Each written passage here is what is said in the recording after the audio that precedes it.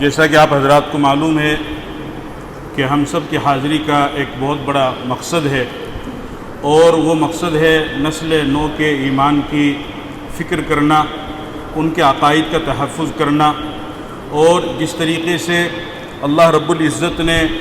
پیدائشی طور پر ان کو کلمے سے وابستہ کر کے، مذہب اسلام سے وابستہ کر کے ماں کی کوکھ سے جنم دیا، اسی طریقے سے وہ تمام نوجوان بچے بچیاں جب دنیا سے جائیں، قبر کی کوکھ میں جائیں، تو وہ اپنے اس ایمان کو بچا کر کے لے جائیں۔ اس کے لیے اس وقت پورے ملک کے اندر فکر ہو رہی ہے، چونکہ کفر و شرک کی اور ارتداد کی ایک آندھی بلکہ طوفان آیا ہوا ہے، اور لاکھوں کی تعداد میں مسلم نوجوان بچے اور بچیاں اس وقت وہ ارتداد کا شکار ہو رہے ہیں۔ اسی کے لیے ملک ہندوستان کی سب سے عظیم اور قدیم اور مسلمانوں کی نمائندہ تنظیم جمعیت علماء ہند نے الحمدللہ فیصلہ لیا، اور اس کے لیے مکاتب کا جال بچھایا۔ پورے ملک کے اندر ہزاروں کی تعداد میں مکاتب قائم ہیں، جمعیت علماء کے تحت جو چل رہے ہیں۔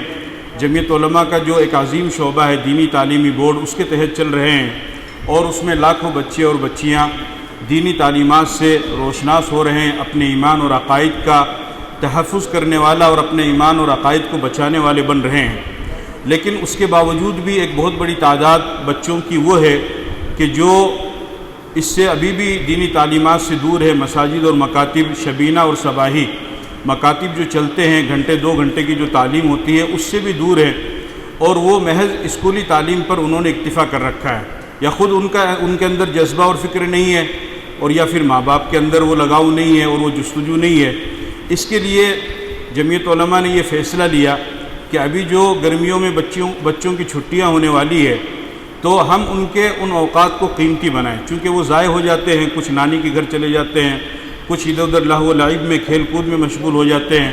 اور جب ہم ان کو ایک سمت دیں گے، ایک رخ دیں گے، تو ہو سکتا ہے وہ ہمارے ساتھ میں جڑیں گے، اور انشاءاللہ بڑی تعداد میں جڑیں گے۔ اس کے لیے فیصلہ لیا کہ سمر کیمپ کا انعقاد کیا جائے،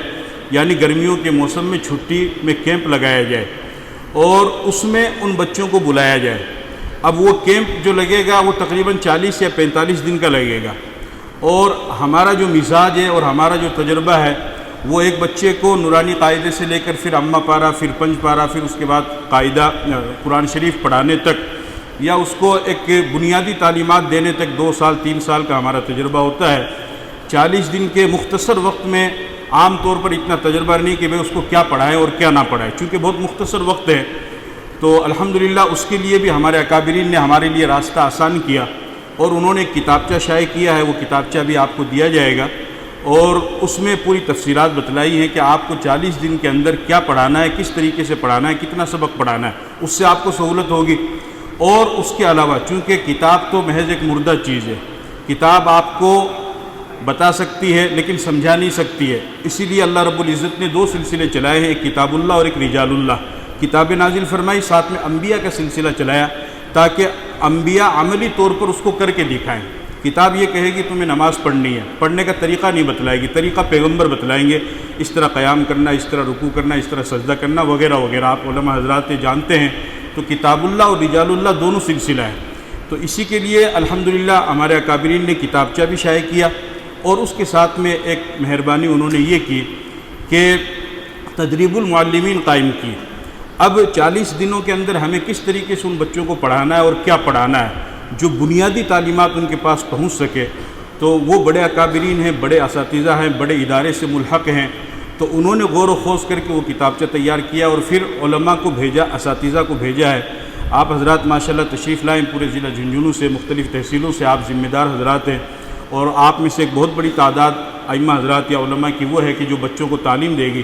تو معلم حضرات بھی مرکز سے، دہلی سے یہاں پر تشریف لائے ہیں۔ ہم شکر گزار ہیں حضرت مولانا محمد اویس صاحب اور حضرت مولانا محمد سلمان صاحب، ماشاءاللہ دونوں انتہائی فعال اور متحرک نوجوان باصلاحیت معلم بھی ہیں، عالم دین بھی ہیں، جو اچھی رہنمائی اور رہبری کرتے ہیں۔ ہماری حقیر سے مختصر سی دعوت پر وہ یہاں پر تشریف لائے، تو انشاءاللہ وہ آپ کو پوری ترتیب بتلائیں گے کہ آپ کو اس سمر کیمپ کے اندر بچوں کو کس طریقے سے پڑھانا ہے۔ اس کے سلسلے میں کاپی اور قلم بھی آپ حضرات کے پاس پہنچ چکا ہوگا، اگر نہیں پہنچ چکا ہے تو یہاں سے کاپی اور قلم لے لیں، اور مولانا جو باتیں بتلائیں گے سمجھائیں گے اس میں اہم باتیں اگر ہو نوٹ کرنے کی یادداشت اگر نہ رہ سکے تو آپ اس کاپی میں نوٹ کریں، اور پھر پروگرام کے پورا ہونے کے بعد اس سمر کیمپ کے بہترین نتائج اخذ ہو سامنے نکل کر کے آئے، اچھے فوائد اور ثمرات آئیں۔ اس کے لیے اگر کوئی اچھی رائے آپ حضرات دے سکتے ہیں تو اپنی رائے بھی پیش کریں، کوئی سوال اگر آپ کے ذہن میں ہو تو آپ سوال بھی پیش کریں، انشاءاللہ ہم سب مل کر کے اس کا حل نکالیں گے۔ مقصد سب کا ایک ہی ہوگا، نیت ایک ہوگی کہ کسی طریقے سے قوم و ملت کا فائدہ ہو،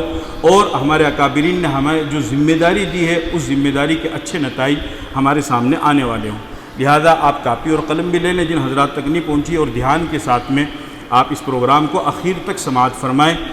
انشاءاللہ اس کا بہت بڑا فائدہ ہوگا۔ اگر آپ معلم نہیں بھی ہیں، سمر کیمپ میں نہیں بھی پڑھائیں گے، اس کے باوجود بھی علم کی چیز تو بہرحال جہاں پر بھی ملے، شیخ سعدی نے کہا ہے کہ نصیحت اگر دیوار پر بھی لکھی ہوئی ہو تو اس کو حاصل کر لو، اس کو لے لو، اس کو چھوڑو نہیں۔ بہرحال زیادہ طویل وقت ہمیں نہیں کرنا ہے، مہمان مکرم کو سننا ہے، اس کے لیے ہم آج کے اس پروگرام کو منعقد کر رہے ہیں۔ اور جیسا کہ آپ جانتے ہیں کسی پروگرام کو اختتام پذیر کرنے کے لیے کامیابی کے ساتھ ایک صدر کی ضرورت ہوتی ہے، تو آج کے ہمارے اس پروگرام کے صدر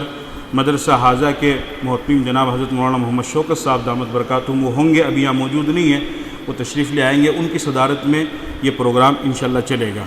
اس کے بعد میں پروگرام کی شروعات کرنے کے لیے تلاوت کے لیے مدرسہ حاضہ کے ایک طالب علم محمد فیصل کو دعوت دیتا ہوں کہ وہ آئے اور تلاوت کلام پاک سے اس پروگرام کا آغاز فرمائے۔